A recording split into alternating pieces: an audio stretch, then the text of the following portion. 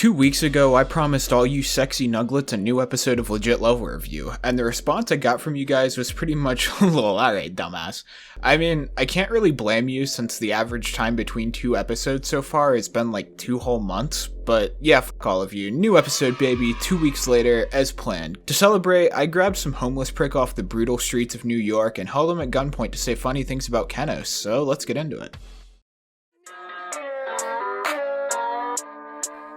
Losing my mind, choosing to fight anything that is misusing my time. She hit my face every time that we bang, I gotta do from behind. I am upset, fuck I regret giving the gift that might come on your chest. Just give me neck and I'll forget anything negative. You are the best. Ding ding.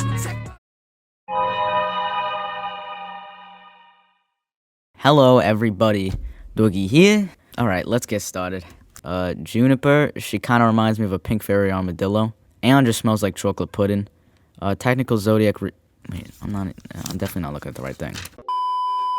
The pre-drop, in my opinion, is what a perfect pre-drop looks like. And some people, and I use the word people lightly, find the pre-drop boring. However, a not too slow, not too fast, consistent 15 to 20% long pre-drop is ideal and really helps the level out in my opinion. The only complaints I have is the wave at 17% being pretty luck-based, much like the original Sakupen Hell. The only difference is in Kenos being that it's not 3 seconds into the level, and my ass is clenched slightly harder at that part. Other than that, it feels super satisfying and consistent to play, so no other complaints there. Now you move on to the hardest part of the level, the first wave. I have slightly more complaints here. I mean, for one, there's more spikes in this part than there's currently sperm cells in my ball sack. You know what? No, let's talk about these first 2 clicks. Shit, guy, I can't, I can't, yo. The more I look at it, alright, that was a bad idea. Let's go back to the rest of the part. The rest is pretty fun to play if you have 240 hertz, just incredibly difficult. By far the hardest part of the level.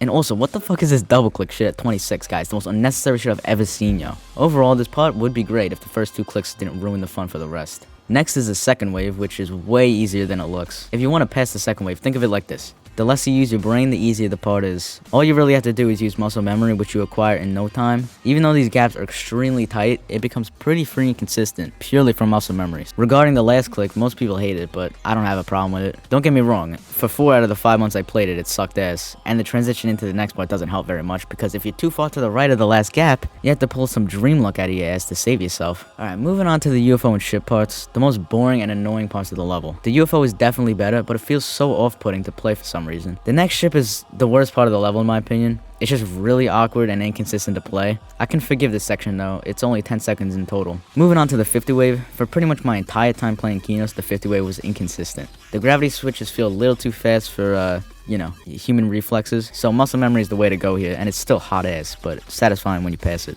Slim Jim's part makes me want to gouge my fucking eyeballs out for multiple reasons. Who the fuck thought this robot monstrosity was a good idea? Not to mention the next fucking part. Oh man, don't even get me started with this UFO, yo. From first glance, it looks like these rotating circles are swords, right? And they were until some jerk-off just, I don't know, deleted a fucking rotate trigger. Back to the robot part, they love to put a pad and 65 other blocks to bug fix, but they decided not to put a teleport portal by the UFO, so it's not a lottery where you're gonna randomly spawn in the portal. The rest of the part is fine, and I actually really like the wave at 63, so good job, Slim Jim. You figured it out eventually. After a free robot part, you enter the 70 wave. This is my favorite wave of the level. Again, it's really consistent to pull off, which is a common theme in the wave parts of this level. The cube following the 70 wave is the most irrelevant part of the level. I don't even fucking remember what it looks like. The timings feel pretty awkward, but again, quite satisfying to pull off. One thing I hated when playing Kenos was the last green over this cube. Now it's free and not even a thought that comes to my head, so I don't know what to think about it anymore. Try it out for yourself. Up next, the 80 wave. I may not be the best guy to talk about this part because it seems like I'm the only living human that can control myself from holding up too long at 81%. Anyway, I love this wave, and it's the most satisfying out of the waves in my opinion. Coming up to the last parts, Panuto is definitely one of the weaker parts of the level. The mini ship at 87 is especially inconsistent and awkward, but I have a big problem with 89%. Why do creators put invisible pads there and blocks instead of actually fixing the fucking part? Panuto, all you had to do was replace the yellow orb with the red orb and put an H block on the ceiling. Done. Next up, you got the bug at 91. Great, yo. Well, to be fair, people complain about it when it's like barely a problem. But again, this could have been fixed so easily if a spike was put here so you can't hold for too long without dying. The rest of the level is pretty good, and Splash's ending actually feels like a cool ending. My only problem is 97, and no, shut your fucking ass, alright? I'm not saying that because I'm mad. I'm saying it because there's a fucking invisible mini portal which changes the physics of your ship. So not knowing exactly where it is makes it really awkward. Overall, I enjoyed this level quite a bit. Many parts, especially the waves, are satisfying to play, so considering it's meant to be a wave level, I'll give the gameplay a solid 7 out of 10. If you're good at wave and playing 240, I highly recommend this for a first top 5. Before I review anything, let's get the obvious out of the way. Kenos is red. Very, very red. This shit is so red that it might as well be the glass shards from the critically acclaimed cult classic One Man, One Jar. It is very fucking red. Since I got this out of the way now, I won't be mentioning it much throughout the rest of the actual review. Kenos opens up on Eclipsed, which is a very average part. I like that he decided to throw in some gray to the color scheme since most of the later parts forget that color exists entirely. On the other hand, sometimes the gray becomes so overbearing that I feel like I'm watching the level age right in front of me. The large spikes sticking out of the ground also feel super unnatural. Some are just boring ass triangles, while others decided to sprout more limbs than a starving Chernobyl child.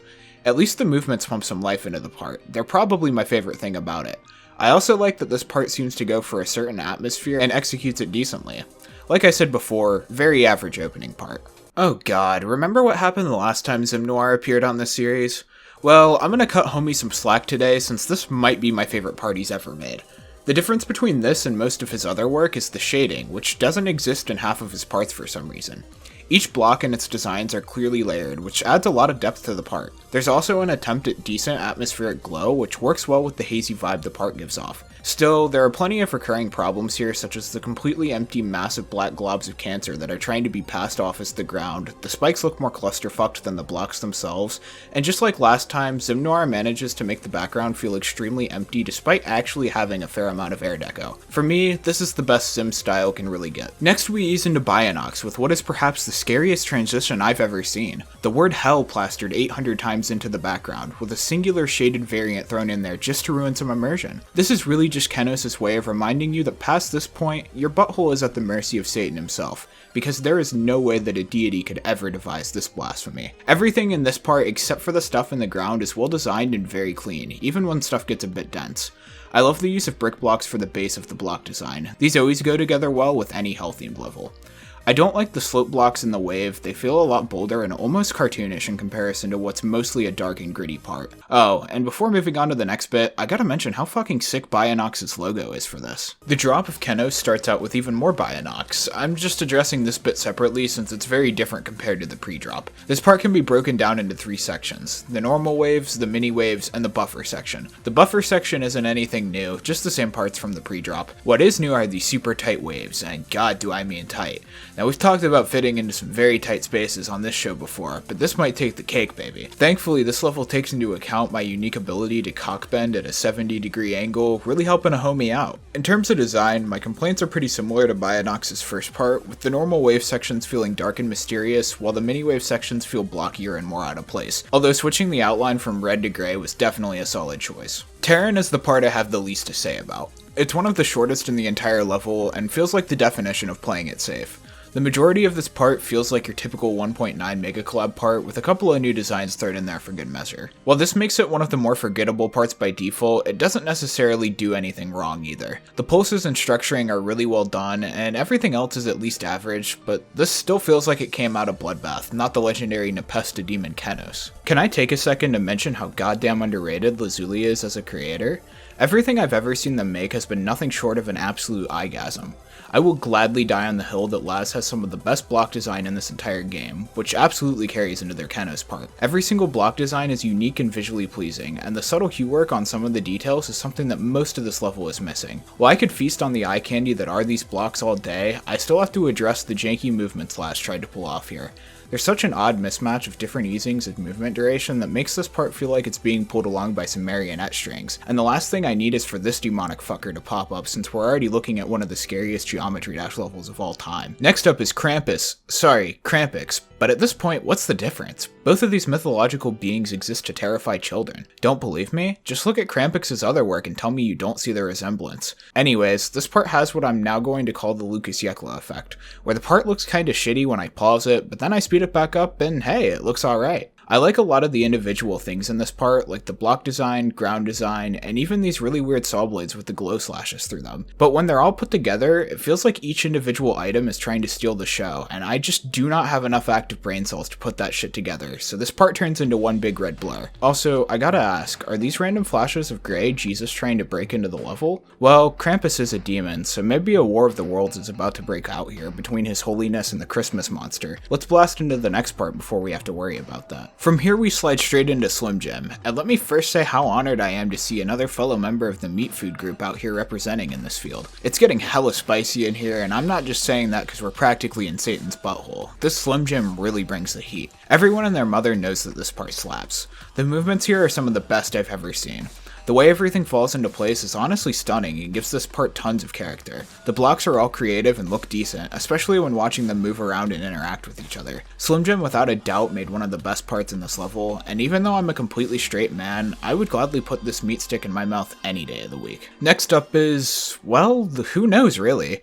According to Bionox, while this part may be labeled as Necro, the team isn't actually sure if this part was made by him or not. This means we are potentially missing an essential chapter in the Kenos lore, which is absolutely unforgivable. However, I'd also like to think that this part could have been made by some unnamed 10-year-old Spanish kid who will forever go uncredited due to the team just slapping the name Necro on the part and hoping for the best. Granted, there's not too much to talk about in the first place. This part is super fucking dark and is honestly giving me Minecraft cave vibes. The layering is also super weird. I can't tell if it's good or bad since the general part is too dark to begin with, but at least the structuring slaps. Necro, on the off chance you're watching this, please confirm whether or not this is actually your part. Salaxium is a weird part for me. I really liked it when I first saw it, but after watching it now, it's honestly a fucking mess. The first half is the wave section, which is extremely messy and has some really weird color contrast, like the gray object outlines or the bricks in the background. Nothing here feels like it fits together at all, although this laser effect at the end is pretty cool. The second half looks a bit better due to its structuring, although it still suffers from the rest of the issues I mentioned with the first half. The air deco throughout this whole part feels like it was projectile vomited up all over the screen. With a bit of polishing, I feel like this could have been a much better part, but as it stands right now, Salaxium's part just kinda exists. Oh well, from here we're led into the absolute banger that is Spectix. Spectix is no stranger to making me bust loads on this show, and I'm glad to say he came swinging hard today with my favorite part in Kenos. Let me gush over all the things this part does right for a minute. First off, this is a glow part done right. The colors are balanced extremely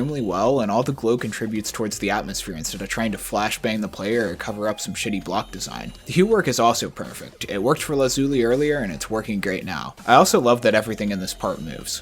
Lots of parts in this level have weird gaps in movement, where a few blocks will move for no reason and then the rest of the section is just completely static. Doing that shit is the quickest way to make a man go soft, but Spectix absolutely delivered. The only thing I'm not sure about is this void monstrosity at the end. While the concept is cool and it could have been a great way to end the part, this feels like it was added at the last minute with minimal effort. Still, I can't complain. This part is fucking beautiful, and if you disagree, then you are simply incorrect. The beginning of the end belongs to the Pasta Perfector Panudo, although we should take a second to remind ourselves that this is hell, and that there are no gods in this unholy sanctuary. As such, one can clearly see that Hell's Wrath has taken a toll on the Linguini legend. While the designs from the Tortellini Twister are boiled for the perfect amount of time as usual, the colors take a major hit and make the part feel faded and dull. There's simply too much gray and the reds are very mute, leaving me with the feeling of having eaten some moldy macaroni. You can also see above the ground here, which is a certified haha funny moment. While I have all the respect in the world for this revered rigatoni, this simply is not his finest fettuccine. Kenos ends with a splash, literally. This is a pretty iconic part, having made its way onto PewDiePie's channel by association of, well... As for how it holds up, it's pretty damn cool.